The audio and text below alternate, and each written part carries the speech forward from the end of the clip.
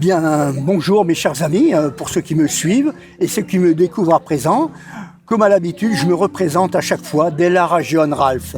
Je fais des vidéos où je n'explique que des choses rigoureusement vraies. Je sais qu'à l'heure actuelle, avec l'intelligence artificielle et toutes sortes de choses, entre les farfelus qui, pour faire des vues, ils racontent n'importe quelle connerie, ceux qui sont honnêtes, qui disent des choses justes et vraies, ils finissent par ne plus avoir de crédibilité. C'est comme mélanger du linge propre et du linge sale et de dire voilà notre linge. Vous voyez, un mafieux, par exemple, il va chercher la signora come si deve, hein, parce qu'il n'aime pas. Ils mettent par exemple des filles sur le trottoir dont ils ne veulent pas. Il les maque, mais eux, par contre, le jour où ils veulent vraiment une femme, qui veulent se marier, ils veulent se marier avec une femme bien, de bonne famille, des buona famiglia. Hein, vous voyez, j'imite les mafieux, hein, parce que eux, ils aiment les mélanges. Ils disent, voilà, moi je veux une femme qui vaut 20 sur 20, même si moi je vaux 0. Comme ça, notre mélange, j'ai la moyenne.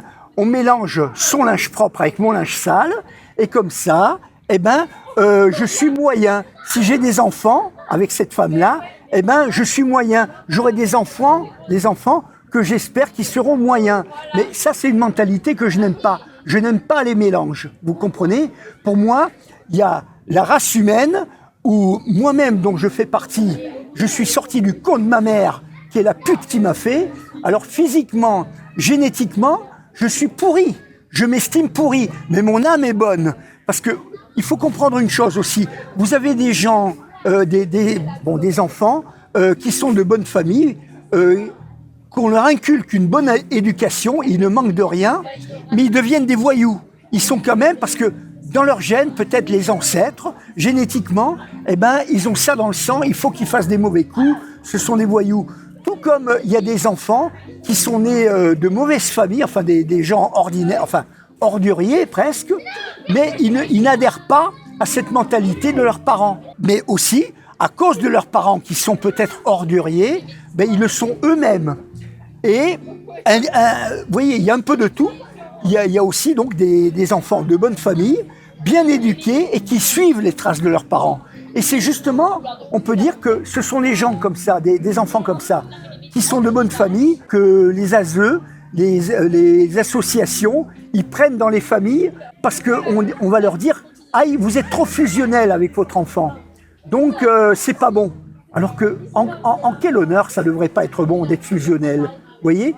Donc ils prennent les enfants de bonne famille, qui sont bien éduqués, qui ont tout ce qu'il faut, pour les mettre chez des parasites, chez des pédophiles, etc. Mais ça, c'est la France, c'est l'Union européenne. Moi, je suis contre cette Union européenne. Les fouteurs de merde, ça vient de l'Amérique. Regardez ce qu'ils font, les Américains. Hein. D'une manière générale, bon, je dis pas que tous les Américains sont comme ça, c'est vrai. Il y a des bons et des mauvais partout. Hein. Mais toute la pédophilie, tout ça, les livres sexuels pour pervertir les enfants dans les écoles, tout ça, à l'origine, c'est les Américains. Ils veulent dominer le monde, mais en mal. Vous voyez, ce sont des dictateurs, mais des dictateurs du mal. Parce on peut accorder du bien à une bonne dictature. Je donne un exemple des animaux. Regardez les fourmis et les abeilles. Ils ont une vie sociale où ils sont tous pareils. Alors on va dire oui, c'est un peu comme le communisme, mais c'est une forme de bon communisme. Moi, j'aime pas le communiste. Les communistes, c'est tout le monde pareil, mais eux au-dessus, et ils dictent leurs lois. Ils sont souvent pédophiles, malveillants. Enfin, ceux de gauche, vraiment, ils ont les vices. C'est des vicelards. Tandis que prenez l'exemple sur une vie sociale comme les abeilles et les fourmis. Eux, ils ont une mentalité qui correspond à la mentalité du groupe. Ils n'ont jamais évolué. En réalité, ils n'ont jamais évolué. Regardez les abeilles. Depuis la nuit des temps, depuis qu'elles existent, elles font toujours la même chose.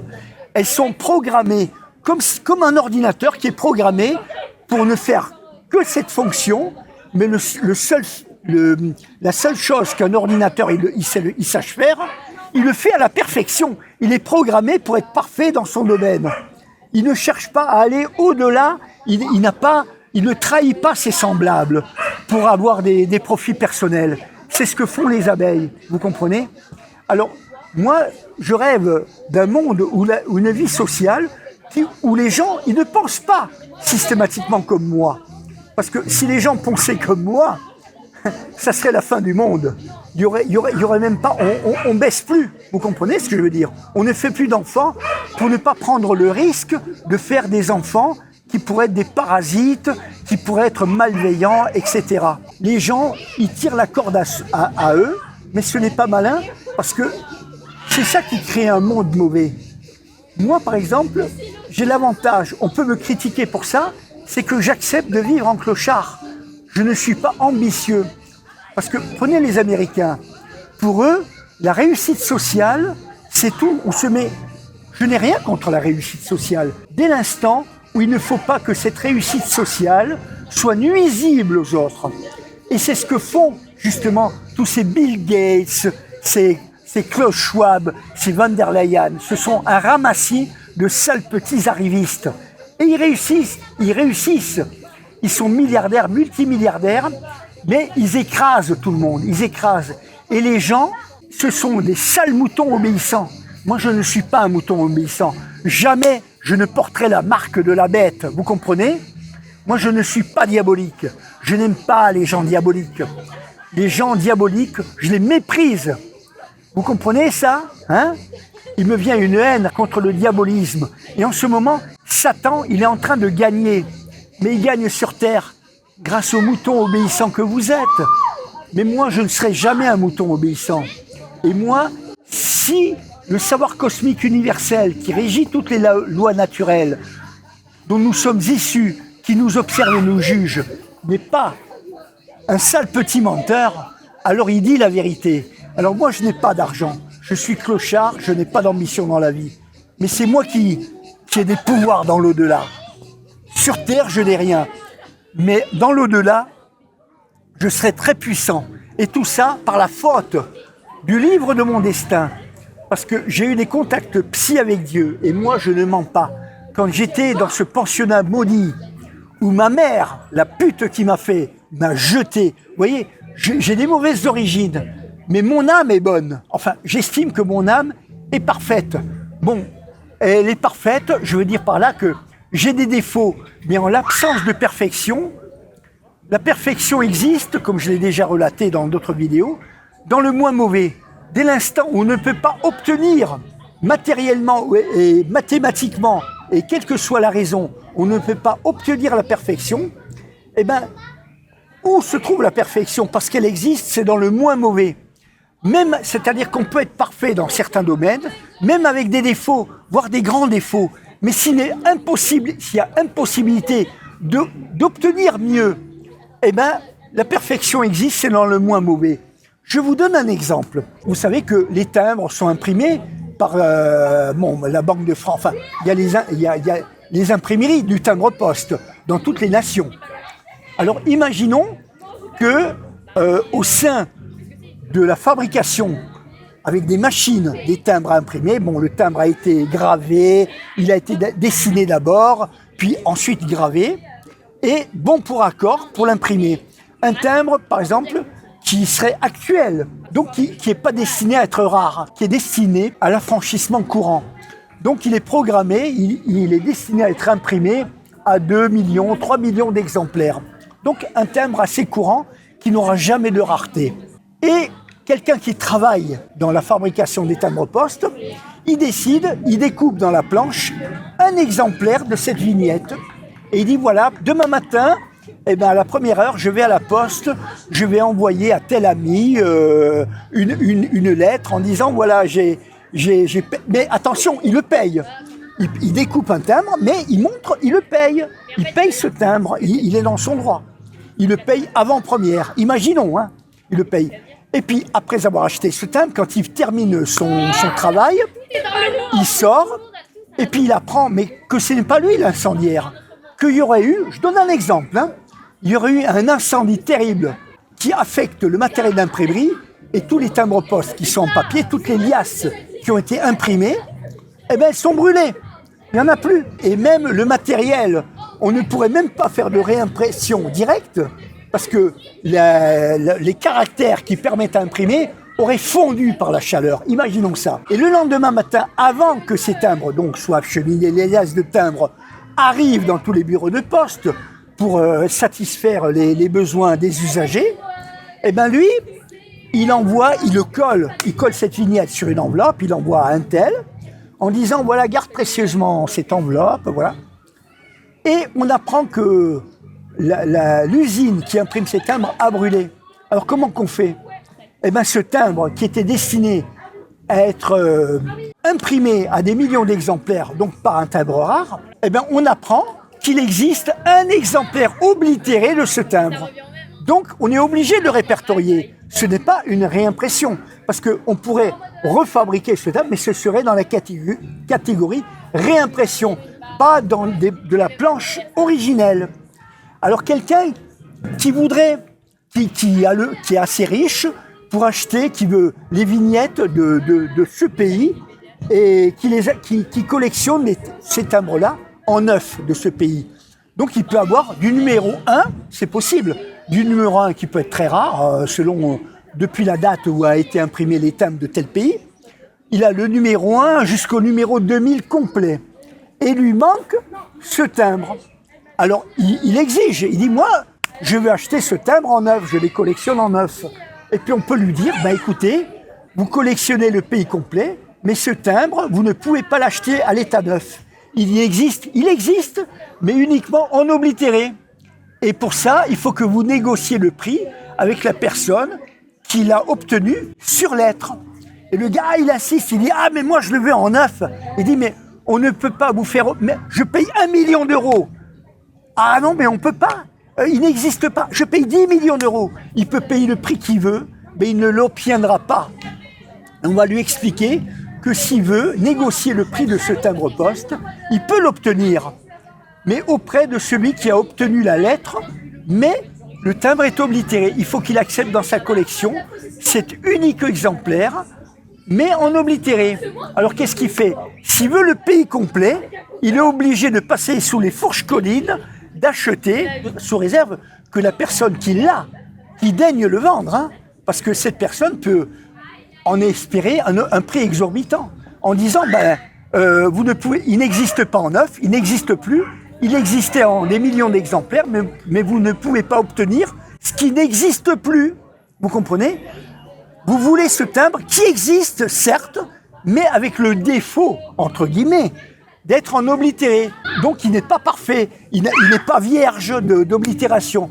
Vous voulez ce timbre vierge d'oblitération que vous auriez payé peut-être pas cher dans n'importe quel bureau de poste, et même en plusieurs exemplaires, eh bien là, non, vous ne l'obtenez pas, il n'existe pas. Vous ne pouvez pas obtenir ce qui n'existe pas. Et pourtant, ce timbre existe, mais à l'état d'oblitéré. Donc, si vous le voulez, vous allez lui cracher le prix fort, si vous le voulez absolument. Donc ce timbre, il n'est pas parfait, mais il fait même office de timbre neuf. Parce qu'on va dire, dans les catalogues, on ne connaît qu'un exemplaire oblitéré de ce timbre qui n'existe pas à l'état neuf. Donc si vous le voulez, vous êtes obligé de l'acheter en oblitéré.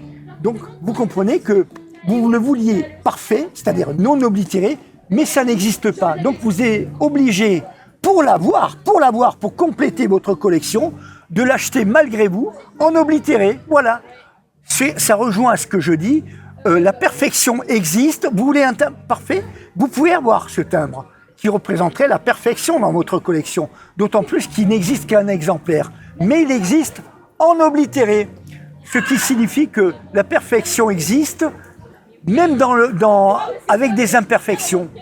Mais ça représente le moins mauvais. C'est le moins mauvais qui fait office de perfection. Alors pour en venir, dans l'émission précédente, quand je vous ai parlé de cette machine hypnotique d'origine extraterrestre, je ne suis pas né, comme certains, dans une bonne famille. Mais je précise, je ne suis pas né d'un viol. Ma mère voulait ardemment un enfant de mon père parce qu'elle était enthousiaste des talents, parce qu'il faut être réaliste, je reconnais que c'était un artiste de très haut niveau, il était très talentueux. Et il avait beaucoup de femmes qui étaient, hommes et femmes, qui étaient enthousiastes. Il a travaillé à Madison Square Garden sous le nom d'artiste Johnson. Voilà, son vrai nom c'est della Regione Guglielmo, parce que d'origine italienne. Il a toujours eu des succès. Pour ça, il faut reconnaître, c'est un artiste hors norme. Et ça a enthousiasmé ma mère qui l'avait vu lors dans un cabaret, enfin voilà. Elle pensait que, en ayant un enfant de cet homme-là, de cet artiste exceptionnel, elle voulait un enfant exceptionnel, mais elle n'a jamais su s'occuper de moi. Elle travaillait dans les bars, elle faisait la serveuse. Bon, c'est honorable comme métier, hein, mais c'est un métier qui faisait qu'elle ne pouvait pas s'occuper totalement de moi. Hein. Il faut réfléchir avant de faire un enfant. C'est pour ça que moi, des enfants, j'en veux zéro. Je n'en veux pas. Alors, pour en revenir à la fille dont je parlais, Rilette Parteno, la fille de Madame la Salope, qui espérait avoir, la mère, hein, qui espérait avoir un enfant de moi, c'est parce qu'elle a elle-même le livre de mon destin de la raison. Hein. Alors, elle ne veut pas, pour en revenir à la mafia, elle ne veut pas un enfant des crapules mafieuses qu'elle fréquente, des mafieux. Elle veut un enfant de quelqu'un qu'elle me considère comme exceptionnel, un non-mafieux. Elle veut les mélanges, elle aime les mélanges. C'est une crapule, une salope, mais elle veut un enfant de quelqu'un de bien. Elle ne veut pas un enfant d'un salopard qui est de son niveau. Et je ne parle pas d'un niveau financier. D'ailleurs, elle les a enrichis, hein, soit dit en passant. Elle est milliardaire. Elle a tout ce qu'elle veut. Hein, elle est milliardaire. Hein. L'histoire, c'est qu'une nuit, moi, je dormais paisiblement quand j'habitais à la rue des Lilles encore. La pièce à côté, c'était la chambre à mon père. Et moi, je logeais dans la chambre à côté. Alors, je dormais. Et elle, alors attendez, elle se transforme, et ça, c'est la vérité, je vous jure que c'est vrai. Elle est capable, périodiquement, de se transformer en machine de par ses origines génétiques extraterrestres. Elle était en forme de machine, alors je ne sais pas comment qu'elle a réussi. Elle a réussi à ouvrir chez moi. Alors, bon, on ne ferme pas de l'intérieur à clé, mais il n'y a pas de poignée à l'extérieur, on peut ouvrir. Donc, elle a un système, elle peut transformer peut-être son métabolisme, elle a les moyens d'ouvrir les serrures. Ce qui est dangereux, parce qu'elle est cannibale aussi en même temps. Hein. Alors, elle est venue, moi je dormais, et puis je sens quelque chose, une présence, je sens quelque chose sur moi. C'était cette sale machine. Et j'essaie de la chasser, mais elle est lourde quand elle est en forme de machine. Elle est lourde, cette pourriture, cette salope. Elle est lourde, je tape. Et puis j'étais patraque, je ne sais pas comment qu'elle s'y est pris. Elle a réussi, bon, elle m'a baisé, voilà. Et moi, après, j'avais sommeil. J'étais au plus mauvais moment, vous voyez, il y a des bons moments, des mauvais moments. Et puis je m'étais endormi. Et le lendemain matin, sur les escaliers de la propriété à côté, qu'est-ce que je vois? Cette sale machine. Et je l'ai engueulé, j'ai dit, donc c'était un rêve. Parce qu'à un moment donné, après, j'ai cru avoir rêvé. Je dis, mais tu te rends compte ce que tu as fait, espèce de salope, tout ça? Mais je ne pouvais rien faire. Même à coups de poing, elle est trop dure, elle est plus dure que l'arbre, bordel. Elle est née par la force, des forces cosmiques du mal, qui existent. C'est un mauvais Dieu qui a créé. Parce que en me parlant, moi j'ai eu contact avec le vrai bon Dieu, Alan Enbrook. En parlant de cette machine, il m'a dit, cette machine vient d'un autre monde, un monde qui n'a pas le même Dieu.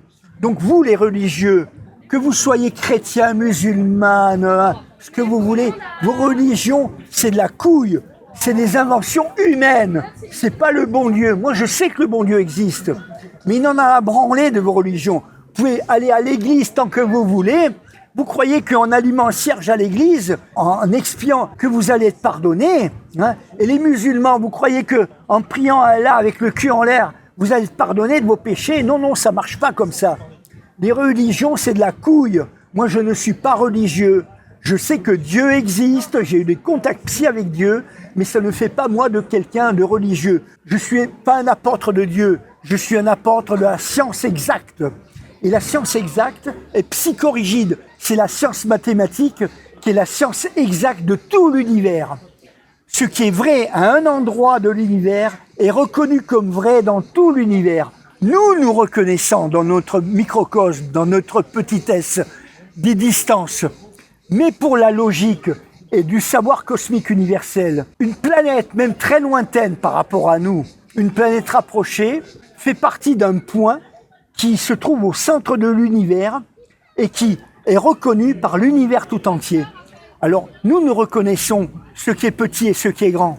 Mais pour l'univers qui est infini, ce qui est petit et ce qui est grand, qui est reconnu en tant que petit et grand, hein, mais ça fait partie de la même logique. La logique est universelle.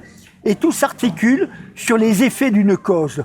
À tout effet, il y a une cause, que même si nous ne reconnaissons pas la cause de cet effet, la cause existe, même si scientifiquement on ne reconnaît pas la cause. Et on va croire que c'est un miracle.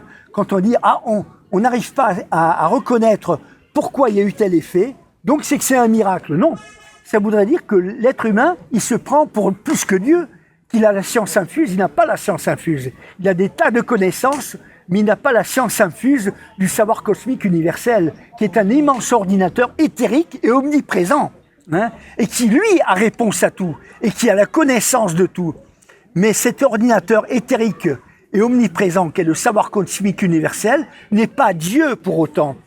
Parce que s'il était Dieu, eh ben, lui, il ne pardonne pas l'erreur. Un ordinateur est programmé pour ne pardonner aucune erreur.